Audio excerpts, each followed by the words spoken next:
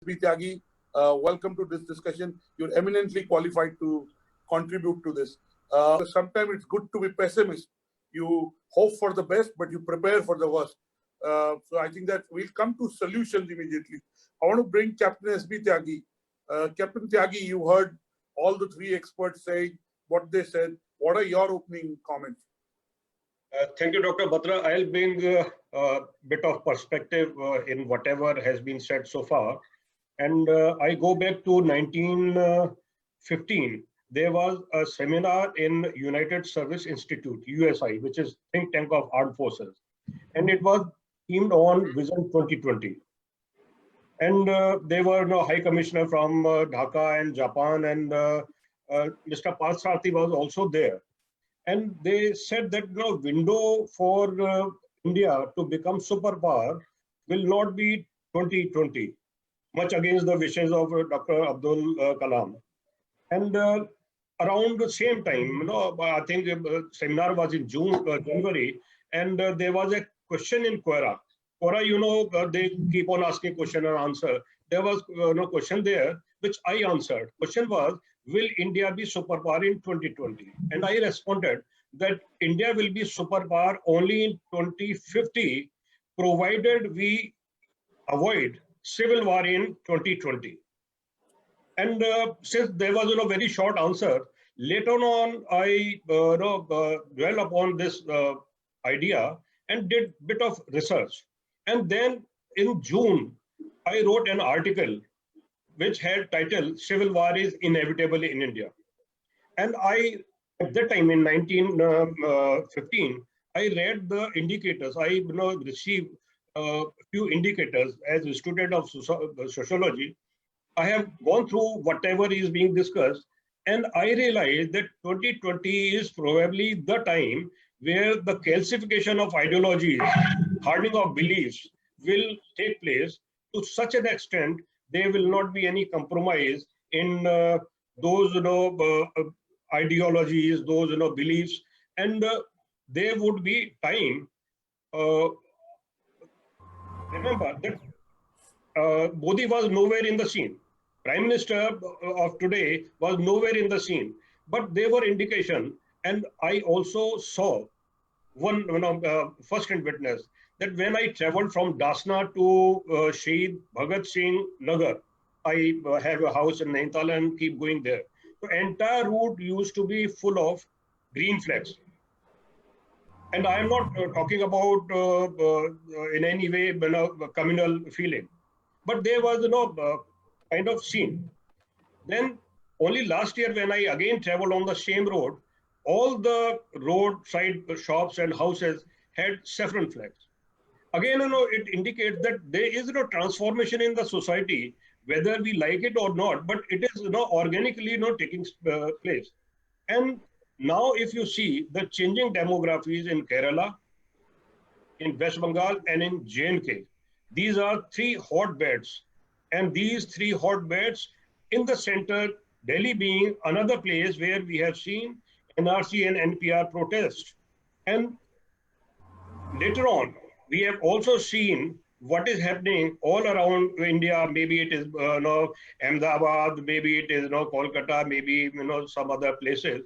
But we have also identified, when purely police officials know, Home Ministry would know certainly better, that they have been hot spots, rightly identified, that these are going to be a place where one has to be very cautious. Now, with this background, I see a similarity of Arab Spring. Similarity of Arab Spring, Indian version. Because there also, now I see a smile on face right in front of me. So the similarity is that when you see, in Arab Spring, all the protests started in universities and colleges. There was one spark. In one case, spark was a man was beaten by a lady constable. Probably today we have been through the lockdown for 52 days, if I'm not wrong. People are very, very restless. Some of them are purely because they are bored, and those minds, those who are not occupied, creatively occupied, they are the most dangerous minds. and there are people who are looking for livelihood. They have no money left. Whatever savings they had, they already spent it. And 52 days is quite a long time. And if there is little bit of relaxation, then things are going to spread so far as we are concerned about corona. And then little bit of mismanagement in civil distribution system, people not getting the essential supplies, not getting in orderly fashion services, maybe no services from doctors, from dentists, from grocery shops or whatever we have. But this is going to create a social unrest to that level that what Dr. Vikram Singh and Kumar Vikram Singh and John Sethi has mentioned, that we are already sitting on tinderbox. Got it. Thank you, Captain Tyagi. I think we'll come back to it. I hope you are proved wrong and it is not as bad as you say. I hope for our good that we are wrong and we are wrong. Yes, you're keeping your fingers crossed. But you've given a pretty doomsday kind of prediction. And I didn't know that you're an astrologer. You said many years back that there'll be civil unrest in 2020. But Dr. Anurag, the TV comes on the screen. I want to make a little clarification. No problem. Go ahead. I mentioned about writing an article on the inevitability of civil war. But later on, I did mention that I see civil unrest. So it is not that even now I am talking about civil war. I am talking Civil about unrest. civil unrest. Yes. Thank you for correcting us. So that is a bit of difference between these two terms. Absolutely. And I hope you're wrong on that count. Also. Yeah, Yes, there is a simmering dissent. We hope for our good. for our good. Yes, indeed. Tyagi, you've been in the forces. And for disclosure, I did clear the NDA, but I didn't join. Maybe next life I'll be in forces. But I did clear the NDA. One of the happiest moments of my life, But for whatever reasons, I couldn't join. God had other plans for me. Captain Tyagi. Dr. Batra, we all discussing this subject here very well understand our society. We also understand dynamics of our society. And with this clear understanding, we have to realize whether it is gloom time or whether it is bloom time. Security needs go up every time, whether it is anarchy, disorderly situation, whether there are wealth creation, whichever scenario we are talking about, we need to have security. And I have previously mentioned about the fault lines, the pain points, and indicated that there are few indicators available for us, and we must take very conscious preparation for that. Right. Understanding and being very confident in the capability and conviction of the government to handle this very successfully. I have kept my fingers crossed. But as Kumar Vikram Singh has mentioned, where is the harm to be ready? Knowing that government will succeed, but then we should be ready because this is Captain Tyagi, just to support, there is a question from Kinsuka Sethi. She says there is a huge trust deficit in the industry, and the first people to be laid off at factories were shut down, but the security guard. And most owners believe that locks and cameras are enough.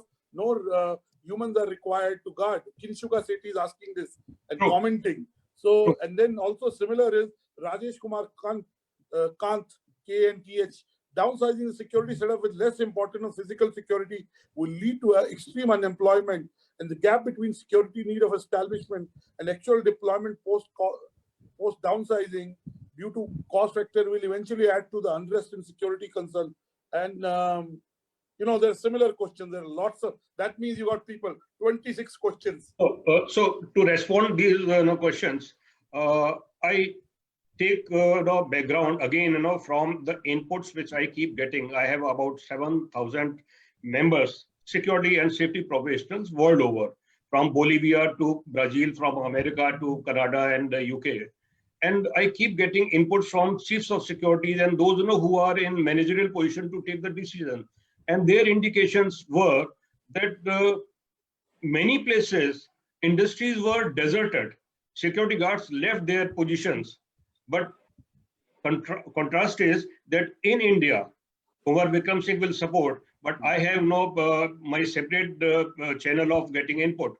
In India, I have not had any indication or information from any industry security chief that their security guards abandoned their duty. They continued, even when certain industries downsized, but whatever remained, they stood their ground and continued their services. And as a result, you see, which he very, recently mentioned, that the two security personnel were martyred. So here is the situation where, there are, lack of PPE, there are no safety gloves. I want to give a solution. I want to ask Mahesh Sharma, who I know well, and he's a very important member of the CAPC. All end users can accommodate all security guys inside the plant, and they could have arranged for their food and their, livelihood. But they have given importance to saving money and not livelihoods and workers. Yeah. Sir, I want to ask it to Dr. Vikram Singh, to Major General Sethi and Corps Vikram Singh. Can all the security service providers say that if you downsize, no other security service provider will take up your installation? If it doesn't happen with consent, is that a possibility? Can the whole industry come together in some way, initiate, or it is difficult to get everyone on the same page? Captain Tyagi, is that a possibility? Should it be done where all of you come together and you create a negative, like you have a credit rating of individuals, you create a credit rating of installations and say if you take guards off, none of our members will provide you guards. Almost 1 crore of people employed in this. So how many would have lost their job in the last 2 months? No, it is very difficult to get realistic figure, because those who say that we have downsized, they will be against the government's order and they will not admit this. And in public sector, they in any case will shut up and do not disclose. So that is something which will never come to be known in realistic sense. But we can understand that the benchmark is that suddenly lockdown was declared and about 20% manpower reduction, because again 20%. 20%. 20%. Even if we took it 20%, that is 20 lakh guards. If we took it 10%, it is 10 lakh guards. 1 million guards. That's a huge number. That's a huge number. Reduction. I am talking about reduction. Reduction when guards have realized. Again, there is something vicious going on. That when government say that without actually working, you get paid. Guards are also human beings. They decided to withdraw and coolly stayed back. They never turned up. So give us one solution. Because we want to wrap up, give one solution. और अगर कोई अगर शेर कहना चाहे या गाना गाना चाहे तो गा सकते हैं. I know हम बहुत संजीदा topic discuss कर रहे हैं, but फिर भी we have to be optimistic about the future. We have to believe that we can find a solution to this collectively. Collectively, all of us are smarter. Yes, Dr. Batra, I leave with a very positive thought that we have, as security professionals, we have realized the importance of being situationally aware. Top management wants to be situationally aware, and for that, their focus is on deployment of artificial intelligence, wearable technologies, and the kind of systems and software can be written now to make every stakeholders equally aware of what is happening, even when they are not actually in the plant. So this is going to be a new trend, that we will have less manpower, but more technology applications deployed, augmenting the physical force of the security. Sure. And understanding their importance in keeping us safe, in keeping us functional, in keeping us healthy has come. And I'm sure Captain Tyagi, you want to make a comment and then we can wrap up. Yeah, about recognition. Government recognition will follow, but what has already started is recognition by the society. For 52 days, I am stuck up inside my society, and I have seen the change of our residents toward the security guard. Now these security guards are addressed very politely, respectfully, and all the residents know that they had the option to stay put in the house. They could have been quarantined, put themselves in lockdown, but voluntarily they decided to do the duty, and automatically that feeling that they are doing something which they had the option not to do and they're still doing, and that respect, that recognition, and change, in residents, behavior towards the security personnel have made me realize that the change has begun. Society started recognition. Government recognition will follow, God willing.